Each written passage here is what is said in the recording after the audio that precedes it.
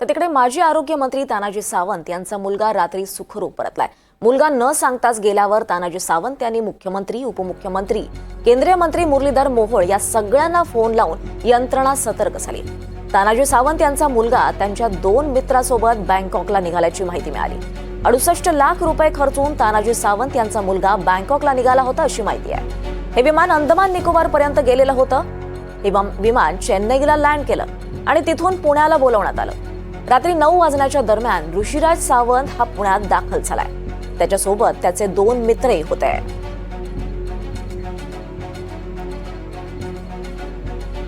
या संदर्भात अधिक माहिती घेण्यासाठी आपल्यासोबत आपले प्रतिनिधी राहुल कुलकर्णी आहेत। राहुल, खरं तर कालपासनं हा मुलगा तानाजी सावंत यांचा मुलगा यांचं अपहरण झालं असं वाटत असतानाच आता तो रात्री सुखरूप परतलाय। नेमकं काय हे प्रकरण आहे, काय घडलं नेमकं?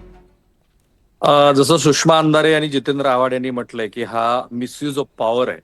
कारण हा कौटुंबिक कलह होता तो पोलिसांना अगदीच सुरुवातीला लक्षात आला होता। कारण जेव्हा लोहगाव विमानतळावरचे सीसीटीव्ही फुटेज बघितले गेले तेव्हा लक्षात आलं की प्रायव्हेट चार्टर्डनी ही 3 जण मंडळी, ज्याच्यामध्ये जो हा ऋषराज आहे, हा ऋषराज आणि इतर त्याचे 2 मित्र हे बँकॉकला निघालेले आहेत आणि पुण्यातलंच एक चार्टर्ड त्यांनी बजाजचं हायर केलेलं आहे। साधारणतः 59 लाख रुपये की 69 लाख रुपये त्यासाठी त्यांनी खर्च केले।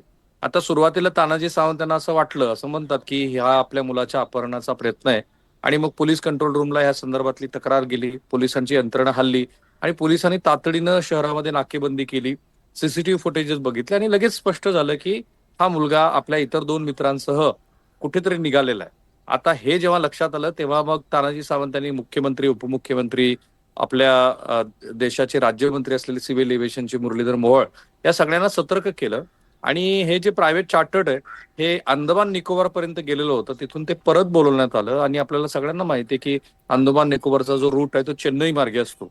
हे आधी चेन्नईला आलं प्रायव्हेट चार्टर्ड आणि नंतर मग रात्री 9च्या सुमाराला ही सगळी तिघही मित्रमंडळी ही पुण्यामध्ये आली आणि पुण्यामध्ये आल्यानंतर ह्या तिघाही मित्रांना त्यांच्या त्यांच्या पालकाकडे सोपवण्यात आलेलं आहे। हा 29 वर्षाचा जो ऋषिराज आहे हा JSPMचं नऱ्हे इथलं जे तानाजी सावंत यांचं शैक्षणिक संकुल आहे त्याचं कामकाज पाहतो आणि ते कामकाज पाहत असताना तो काल त्याच्या वडिलाचं असं मत आहे की तो त्याचा फोनही घेत नव्हता तानाजी सावंत यांचा। रोज ते 10 वेळेला वगैरे त्याच्याशी बोलायचे आणि अचानकच तो दुपारी 2च्या सुमाराला घरातून निघून गेला आणि तो निघून गेल्यानंतर सुरुवातीला असं म्हटलं गेलं की तो अपहरण वगैरे झालं, परंतु नंतर लक्षात आलं की ते अपहरण नसून त्याला बँक जाण्याच्या दृष्टीनंच निघालेला होता घराच्या बाहेर आणि त्यानंतर मग सगळी यंत्रणा हल्ली आणि जसं मी म्हणालो तसं मग आता मुरलीधर मोहोळ यांच्या मदतीनं तानाजी सावंत यांचा मुलगा परत आलेला आहे। परंतु टीका हे होते आहे की जी काही आमदार म्हणून, माजी मंत्री म्हणून तानाजी सावंत यांच्यासाठी यंत्रणा हल्ली, ती यंत्रणा हा सत्तेचा वापर आहे आणि तानाजी सावंत यांच्या कुटुंबासंदर्भामध्ये सुद्धा काही प्रश्न विचारले जातात। जसं जितेंद्र आव्हाड यांनी तानाजी सावंत यांच्या मुलाचा उल्लेख हा ऋतुराज शेठ वगैरे असा केलाय।